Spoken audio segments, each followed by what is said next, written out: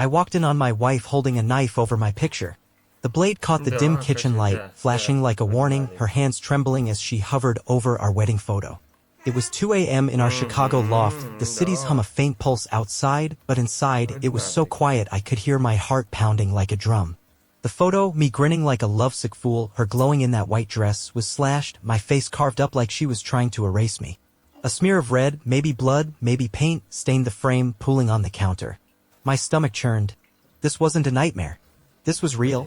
I'd been burning the midnight oil at my downtown office, grinding through crypto contracts for a hedge fund client chasing the Bitcoin boom. It was high stakes, big money stuff, and my wife, Lauren, always cheered me on.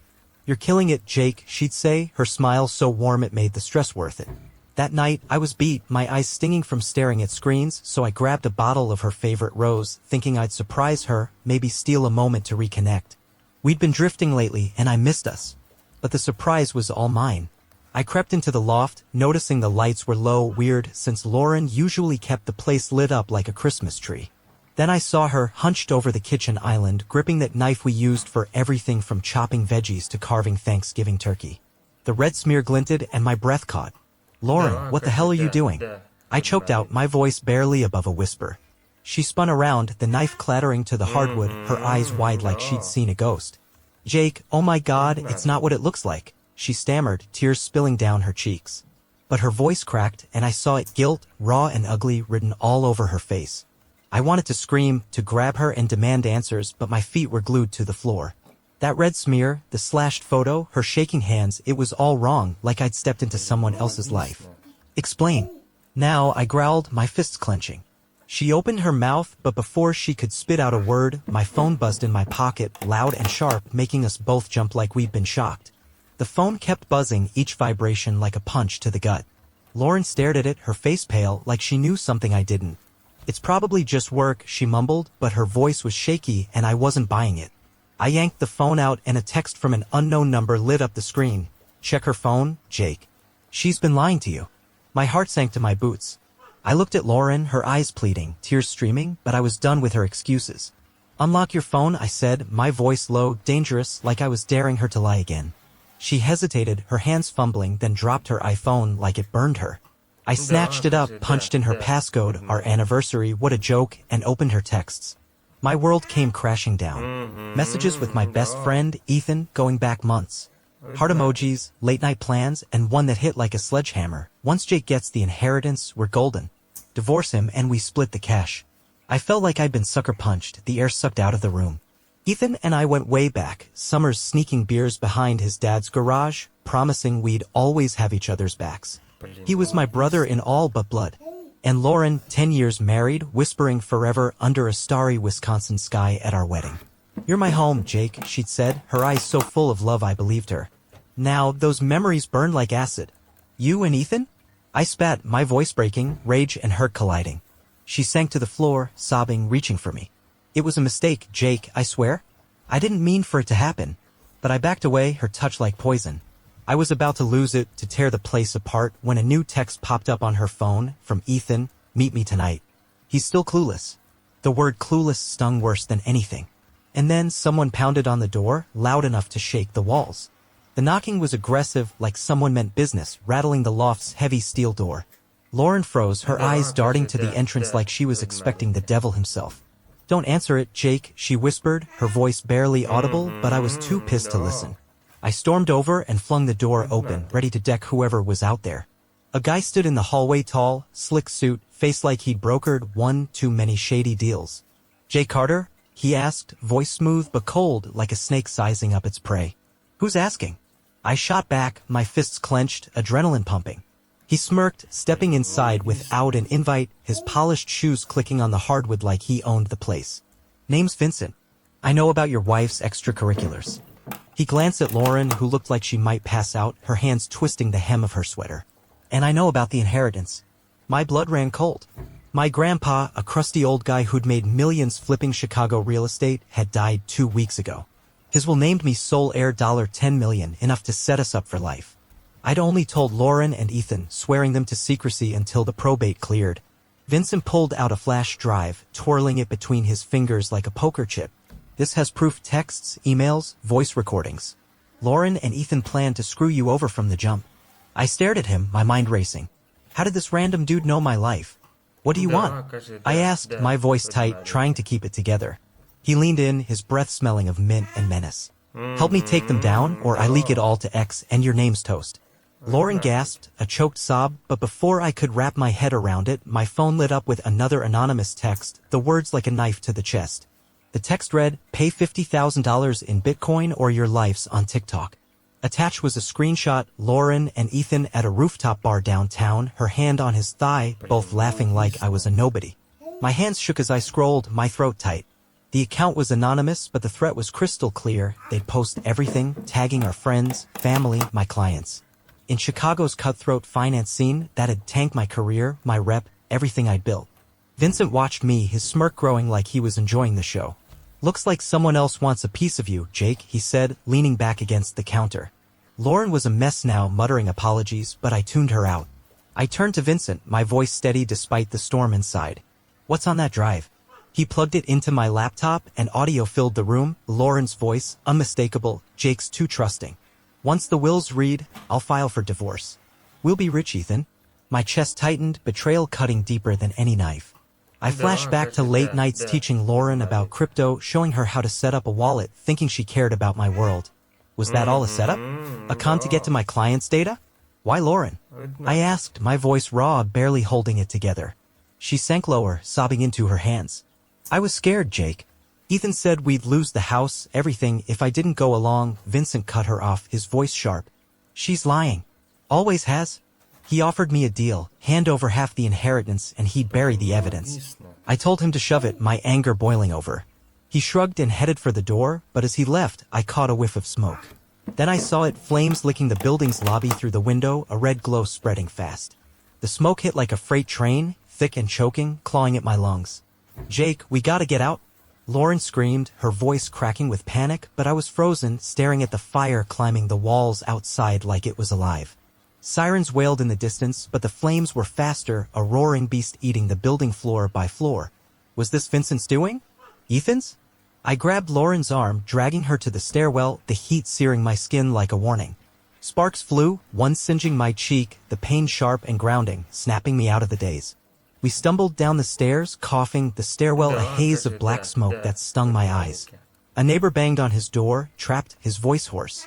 Help! My kid's in here. I kicked the door open, adrenaline pumping, wood splintering under my boot. I pulled him and his little girl out, her cries piercing the chaos. The flames were close now, licking the walls, the heat so intense my shirt stuck to my skin. Outside, firefighters battled the blaze, water hissing against the inferno, the crowd gawking, some filming with their phones like we were a damn reality show.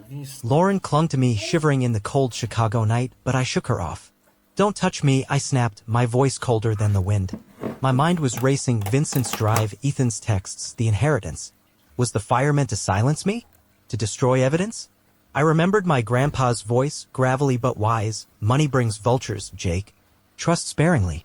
He'd been right, and I'd been too blind to see it.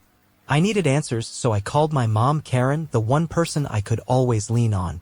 She'd been tight with Grandpa, knew his secrets. But when she picked up, her voice was off, shaky. Jake, I've been keeping something from you. Before she could explain, my phone pinged with a TikTok notification, a video from an account I didn't know Mom even had. The video was straight up wild. My mom, Karen, a 60-year-old nurse who I thought spent her nights binging HGTV and knitting scarves, was on TikTok, racking up thousands of likes. She wasn't doing dances or silly challenges, she was dropping cryptic bombshells about Chicago's elite and dirty money. One clip hit hard, the Carter fortunes cursed. Betrayal's coming. My jaw hit the floor. Mom knew about the inheritance? And what was this vigilante vibe, like she was some kind of online avenger? Lauren peeked at my screen, her eyes wide, mascara streaking her face. Jake, what's your mom doing? She whispered, like she had any right to ask. I ignored her, my thumb hovering over the call button. I dialed Mom again, my voice shaking with a mix of confusion and anger. What's with the TikTok, Mom? What do you know about all this? She sighed heavy, like she'd been carrying a secret too long. I've been tracking Ethan and Lauren for months, Jake. They're not just cheating, they're tied to someone big, someone who wants your grandpa's money bad. My head spun like I'd been hit. Mom explained she joined an online group exposing corruption using TikTok to leak info without blowing her cover. Ethan's running a crypto scam, Jake. Lauren's been feeding him your client data, your contracts. I felt like the ground had dropped out from under me. All those nights I showed Lauren my work, thinking we were a team, building a future, she was stealing from me, passing it to Ethan like I was some chump. I looked at her, crumpled on the curb, and felt nothing but rage, a fire hotter than the one we'd just escaped. But then a black SUV screeched up and a familiar face stepped out. Dr. Patel, my mom's old colleague from the hospital. Dr. Patel, a wiry guy with a fake-ass smile, waved us over like he was our savior. Jake, Lauren, you're not safe out here, he said, his voice too calm for the chaos, like he was reading a script. I didn't trust him. Mom always said he was sketchy, cutting corners at the hospital, but Lauren nodded, like she knew him better than I thought. We piled into the SUV and he drove us to a private clinic in the suburbs, all glass and steel, looking more like a tech startup than a doctor's office. Inside, he dropped a bomb that made my knees buckle. I've been forging medical records for Ethan. Lauren helped. He pulled up files on a tablet, fake diagnoses, prescriptions for non-existent patients, all signed by Lauren, dates matching her late work nights. My brain couldn't process it, like I was stuck in a bad movie. You're in on this? I yelled at her, my voice echoing in the sterile room. She shook her head, tears streaming, her voice a desperate whine. They forced me, Jake. Ethan said he'd ruin us, take everything. Patel laughed, cold and sharp like a blade. She's good at playing the victim, isn't she? He admitted he'd been laundering money through the clinic, using Ethan's crypto scam as a front. My inheritance was the big prize. They'd planned to frame me for fraud once Lauren got her cut in the divorce. Patel offered a deal, stay quiet, and he'd cut me in on the profits. Say no and he'd pin the whole thing on me using security footage of me at the clinic from weeks ago when I'd driven Lauren to a checkup. I told him to shove it, my anger boiling over, but as we left, I saw Ethan's car parked outside, headlights glaring like eyes in the dark, waiting for us.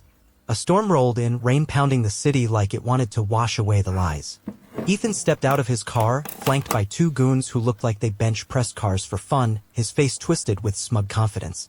You're done, Jake, he shouted over the thunder, his voice dripping with venom.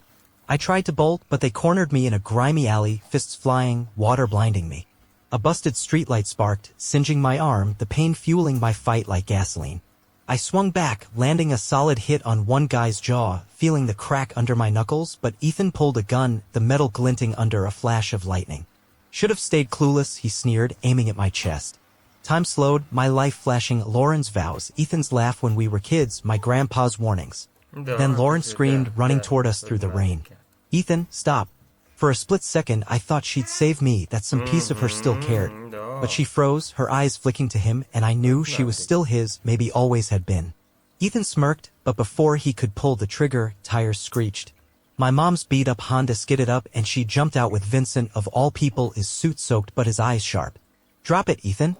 Mom yelled, holding a taser like she meant business. Vincent tackled him, the gun skidding across the pavement, and the goons bolted like roaches. In the chaos, Mom pulled me aside, rain dripping down her face. I've got proof everything. Ethan, Lauren, Patel, the whole damn scam. She handed me a burner phone loaded with files, recordings, bank records, emails tying them to the crypto fraud and the clinic's money laundering. Lauren grabbed my arm, sobbing, her voice desperate. I messed up, Jake, but I love you. Please. Her words were a knife, twisting in my gut, but I couldn't trust her, not anymore.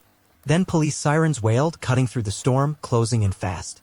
The sirens screamed, red and blue lights flashing through the rain, painting the alley like a crime scene. I held the burner phone, Mom's proof that could bury Ethan, Lauren, and Patel for good. Lauren clung to me, her nails digging into my arm, begging like her life depended on it. Don't do this, Jake. I'll lose everything, my job, my family, my life. Mom stood firm, her eyes fierce despite the rain soaking her through. She doesn't deserve you, Jake. End this now. I flashed back to our wedding, Lauren's vows under that Wisconsin sky. You're my forever, Jake. Her laugh, her warmth, the way she made me feel like I could take on the world. Then Ethan, my brother in all but blood, now a traitor who'd sold me out for a payday. I'd already played my ace. Last week, I faked my death, using Vincent's shady contacts to forge papers, making it look like Grandpa's fortune was wiped out by fake debts. Lauren, thinking I was gone, dumped Ethan when the money vanished, her greed biting her in the ass. I came back as a distant cousin, buying up the debt and taking everything, the loft, the cars, her precious designer life. Now, I had one last move. I'd already uploaded a video to X exposing Lauren's betrayal to our entire circle, friends, coworkers, her stuck-up book club. The comments were brutal, her lies laid bare for the world. But the burner phone held more evidence that could send her to jail, not just shame her. I looked at her, broken, sobbing in the rain, and felt the weight of 10 years. Forgive her, and maybe I could salvage a piece of who we were, hold onto the love I thought we had. Turn her in, and I'd have justice, but I'd lose her forever, along with any chance of closure. So, I'm putting it to you, the viewer, the ones who've ridden this crazy train with me, would you forgive her, give her a shot to make it right? Or would you hand over the proof and let her face the music? What do you do when love and justice are tearing you apart? Drop your thoughts in the comments, I need to know what you'd do. Welcome to my YouTube channel, Cheating and Chaos, a place where you will hear a large number of fascinating and intriguing chronicles about hearts that are completely broken by female betrayal. Let's not drag on for long, let's get straight to the point. Watch more cheating stories, subscribe to our YouTube channel at Heartbreak Chronicles S7N to miss any story that will impress you and make you think. Put likes, distribute this video, and we start.